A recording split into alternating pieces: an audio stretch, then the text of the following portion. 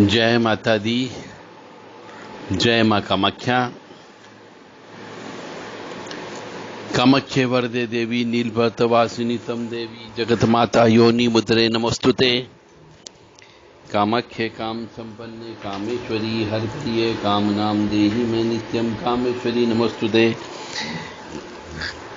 काम दे काम रूपस्ते सुभगे सुर सेविते करोमि दर्शन देव्यम सर कामार सिद्धये। ओम महेशानी महामाये चामुंडे बुंडमालिनी आयु आरोग्य ऐश्वर्य देहि में देवी परमेश्वरी। ओम जयंती मंगला काली भद्रकाली कपालिनी दुर्गा क्षमा शिवा धात्री स्वाहा सदा नमोस्तुते। ओम सर्वमंगल मांगल्ये शिवे सर्वासाधिके शरण्ये त्र्यंबके गौरी नारायणी नमस्तुते। दुर्गति नाशिनी दुर्गा जय जय। काल विनाशिनी काली जय जय। उमा रमा ब्रह्माणी जय जय। सीता राधा रुक्मणी जय जय। महालक्ष्मी नमस्तुभ्यं नमस्तुभ्यं सुरेश्वरी हरि प्रिय नमस्तुभ्यं नमस्तुभ्यं दयानिधि। काली काली महाकाली काली के पापनाशिनी खड़ग हस्ते मुंड हस्ते काली काली नमस्तुते। काली काली महाकाली काली के परमेश्वरी सर्वानंद करी देवी नारायणी नमस्तुते। देवराधा ट्रस्ट सत्यवाणी चैनल गुरु ग्रह की शांति कैसे करना चाहिए। जन्म पत्रिका के अनुसार बहुत सारे मनुष्यों की पत्रिका में गुरु ग्रह का दोष होता है और उस वजह से वह जिंदगी में कभी सफल नहीं हो पाते हैं। तो जिनका गुरु दोष होता है उनका उपाय बता रहा हूं मैं कि गुरु की वजह से यदि कष्ट आता है तो मनुष्य को अपने जीवन में रुद्राष्टाध्यायी रुद्री पाठ यह ज्यादा से ज्यादा अपने जीवन में कराना चाहिए। यानी शिव जी का अभिषेक विधि विधान से करवाना चाहिए। शिव जी का शिव सहस्त्र नाम का पाठ करना चाहिए। जिस भी मनुष्य का गुरु ग्रह खराब हो उसे शिव सहस्त्र नाम का पाठ करना चाहिए और रोजाना रुद्र अभिषेक करना चाहिए। गुरु के जो वैदिक और तांत्रिक मंत्र होते हैं उनका जप करना चाहिए। गुरु कवच का पाठ करना चाहिए। गुरु स्तोत्र का भी पाठ करना चाहिए।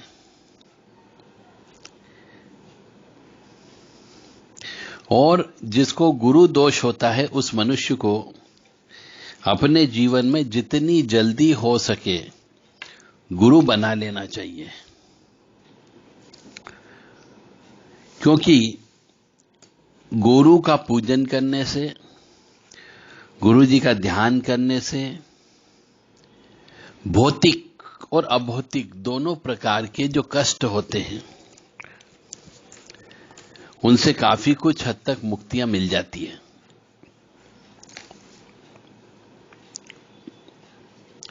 गुरु जो है महाविष्णु का प्रतिनिधित्व करता है।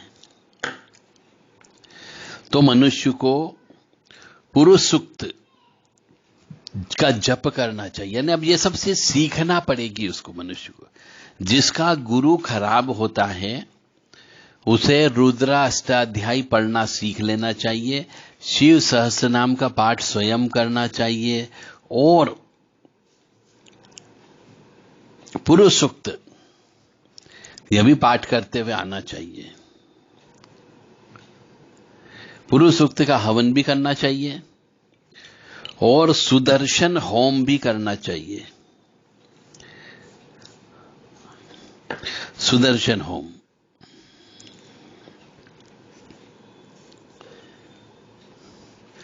और पूर्णिमा के दिन सत्यनारायण व्रत की कथा अवश्य करवाना चाहिए। गुरुवार का व्रत उपवास रखना चाहिए। और एकादशी का तो व्रत करना ही करना चाहिए।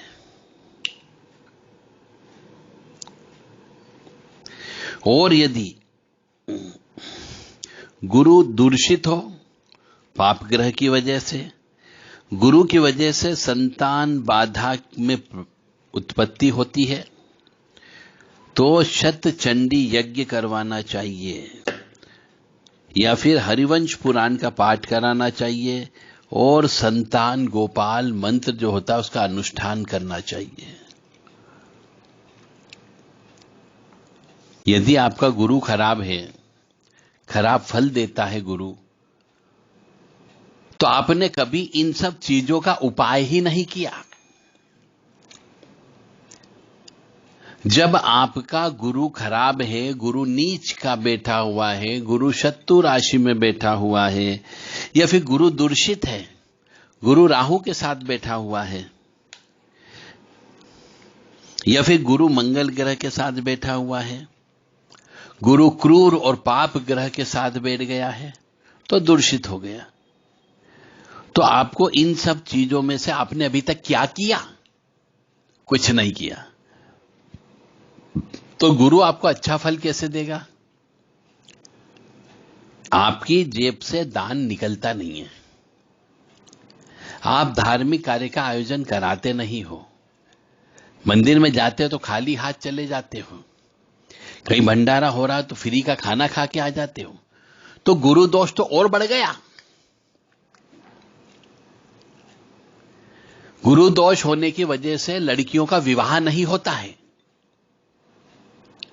गुरु दोष होने की वजह से विवाह में देरी होती है, गुरु दोष होने पे मनुष्य का चित्त मन एक तरफ नहीं रहता है। तो रुद्र अष्टाध्याय यानी कि रुद्र अभिषेक आपको कराते रहना चाहिए, महाविष्णु का कृष्ण को जप तप अवश्य कराते रहना चाहिए, पुरुष सूक्त का जप और हवन कराते रहना चाहिए, सत्यनारायण भगवान की कथा कराते रहना चाहिए, शतचंडी यज्ञ करवाना चाहिए, हरिवंश पुराण का पाठ करना चाहिए और संतान गोपाल के मंत्रों का जप करना चाहिए। तो आपको गुरु सही फल देने लगेगा, अन्यथा जो कष्ट मिलना है वो तो मिलेगा ही मिलेंगे। और यदि आपने मंदिरों में फ्री में भोजन करना प्रारंभ कर दिया तो और ज्यादा कष्ट बढ़ जाता है। और यदि मंदिर में आप दर्शन करने के लिए गए, खाली हाथ चले गए और तो वहां से खाली हाथ ही वापिस आएगा, आपको उस देवता की कृपा प्राप्त नहीं होती है।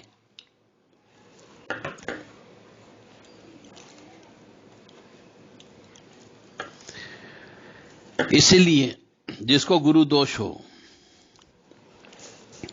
तो हमेशा हरे भरे रहने वाले वृक्ष लगाना चाहिए और फलदार वृक्ष लगवाना चाहिए और फलों का दान देना चाहिए, जैसे कि केला, नारंगी, पीले फल, ये दान देना चाहिए। जो मनुष्य रसदार, फलदार, हरे भरे रहने वाले वृक्ष को काटता है उसको दोष लगता है। इसलिए कभी भी किसी भी हरे भरे रहने वाले वृक्ष को नहीं काटना चाहिए। और जो फल देता हो, रसदार फल देता हो, उस वृक्ष को तो बिल्कुल भी नहीं काटना चाहिए, अन्यथा भयंकर पाप लगता है। यदि आपने कटवा लिया है तो कष्ट तो मिलेगा ही मिलेगा और उसी को गुरु दोष बोला जाता है।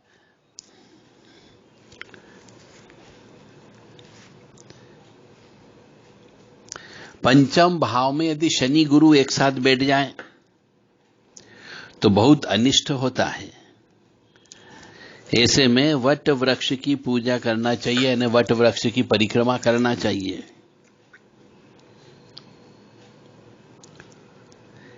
और स्त्रियों को विशेष तौर से गुरु दोष होने पर विवाह नहीं होता है, तो ऐसे स्त्रियों को बड़े केले के पेड़ की पूजा करना चाहिए, पीपल के वृक्ष की पूजा करना चाहिए और पुखराज रत्न धारण कर लेना चाहिए।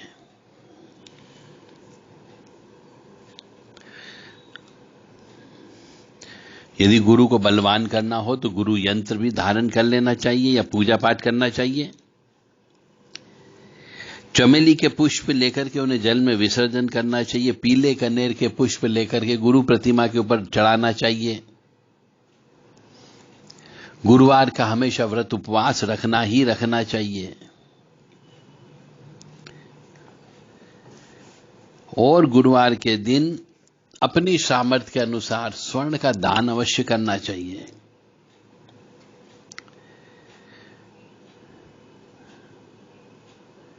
और जो भी पानी पिए उसमें सोना डाल करके स्वर्ण जल का पानी पीना चाहिए।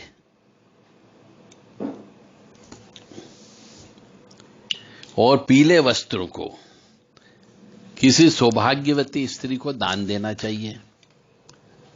अब सौभाग्यवती स्त्री का मतलब हो गया जिसकी पहली शादी हुई हो, प्रथम बार, और उसका अपने पति से तलाक न हुआ हो, वो सौभाग्यवती स्त्री कहलाती है।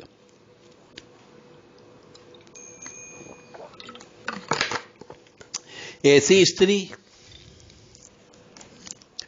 जिसका विवाह तो हो गया परंतु उस स्त्री ने अपने पति को छोड़ दिया, तो वह सौभाग्यवती स्त्री नहीं कहलाती है।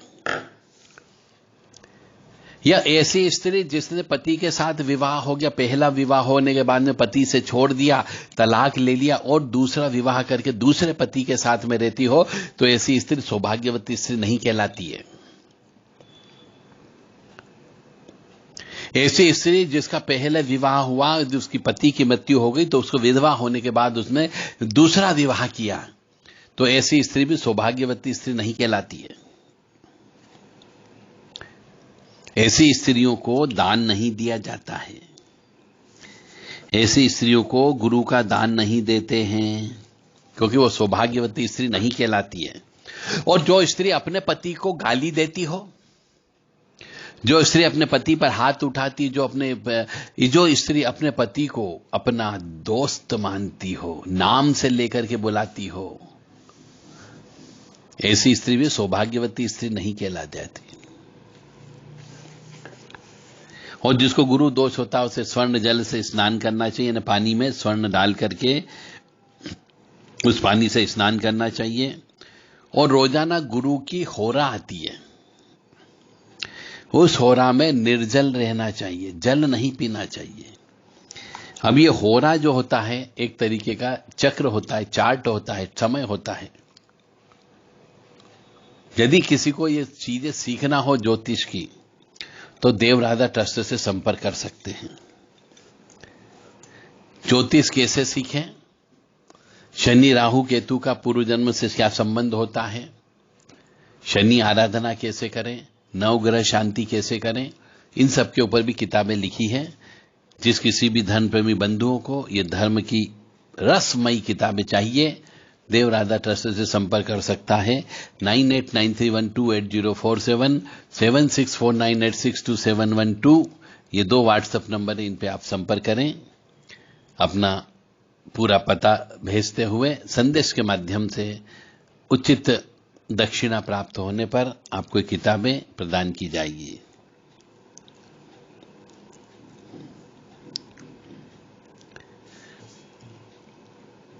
गुरुवार का व्रत अवश्य करना ही करना चाहिए। श्री हरि विष्णु की पूजन करना चाहिए, पीपल के पूजा अवश्य करना चाहिए।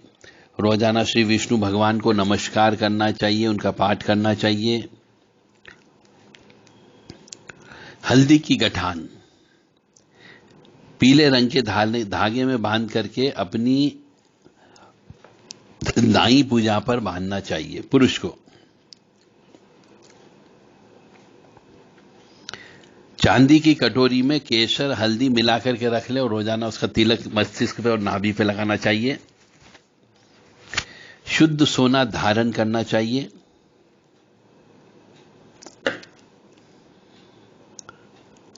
और ब्राह्मण, कुल पुरोहित, साधु की सेवा करना चाहिए। गरुड़ पुराण का पाठ करना चाहिए। जिसका गुरु खराब हो उसे गरुड़ पुराण का पाठ भी करना चाहिए। घर की दीवारों पर पीला रंग रखना चाहिए। पीले फूल गेंदा या सूरजमुखी के होते हैं, इनको लगाना चाहिए। और यदि आपका गुरु उच्च का हो, खराब हो चाहे, तो भी गुरु का दान नहीं देना चाहिए। और गुरु नीच का हो तो गुरु की चीजों का दान नहीं लेना चाहिए।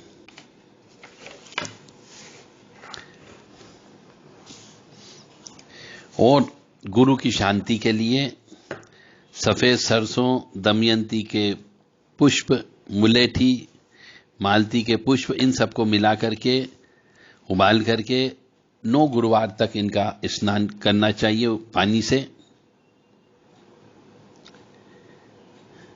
और यदि गुरु खराब हो तो इसका अर्थ है कि उसने पिछले जन्म में अपने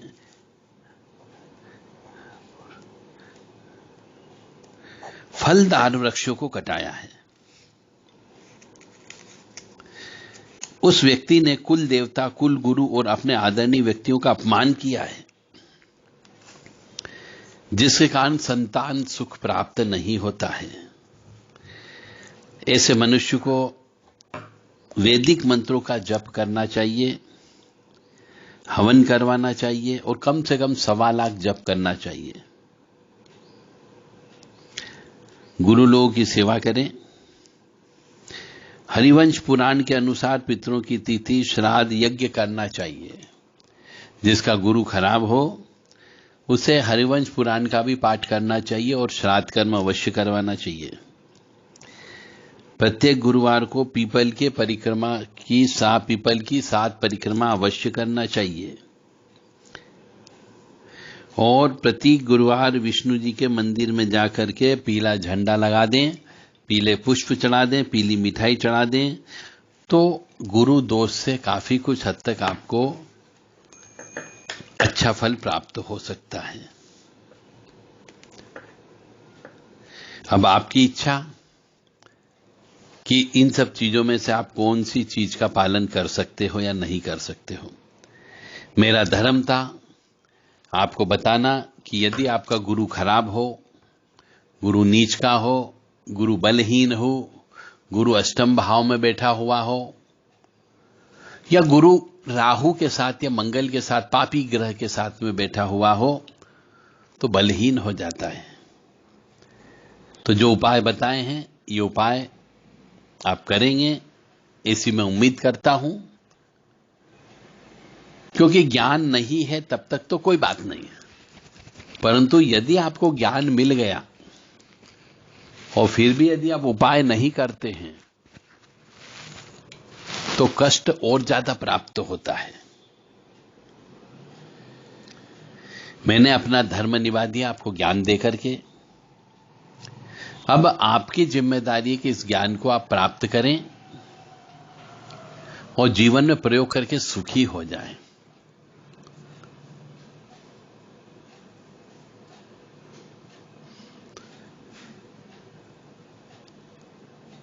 मेरा धर्म का पालन मैंने किया, अब आपकी बारी है।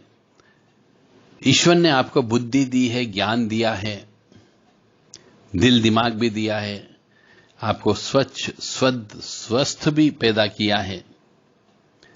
आप पागल नहीं हो, सोचने समझने की शक्ति भी दी है। तो यदि आपका या आपके परिवार का किसी का गुरु खराब हो तो इन जो मैंने बताई इन सब चीजों में से बहुत सारी चीजों का आप जीवन में प्रयोग करो। ओम ब्रह्म बृहस्पते नमः, ओम ब्रह्म बृहस्पते नमः, ओम ब्रह्म बृहस्पते नमः, ओम ब्रह्म बृहस्पते नमः। यह बृहस्पति का मंत्र है, इसका जप करना चाहिए। ओम ग्राम ग्रीम गुरोम स गुरुवे नमः, ओम ग्राम ग्रीम गुरोम स गुरुवे नमः, ओम ग्राम ग्रीम गुरोम सह गुरुवे नमः। एक मंत्र यह भी है गुरु को शांत करने का। ओम परम तत्वाय नारायणाय गुरुभ्यो नमः, ओम परम तत्वाय नारायणाय गुरुभ्यो नमः, ओम परम तत्वाय नारायणाय गुरुभ्यो नमः, ओम परम तत्वाय नारायणाय गुरुभ्यो नमः। एक मंत्र यह भी है अखंड मंडलाकारं व्याप्त येन चराचरं तत्परदिशं तेन तस्मै श्री गुरुवे नमः। एक मंत्र यह भी है तो इस प्रकार से आप मंत्रों का जप करके, हवन करके आप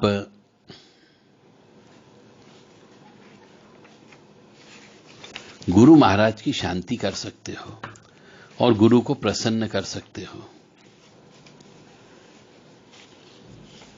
बाकी गुरु के अनुष्ठान भी होता है, गुरु स्तोत्र भी है, गुरु मंगल स्तोत्र भी है, इनका भी आप चाहें तो पाठ कर सकते हैं।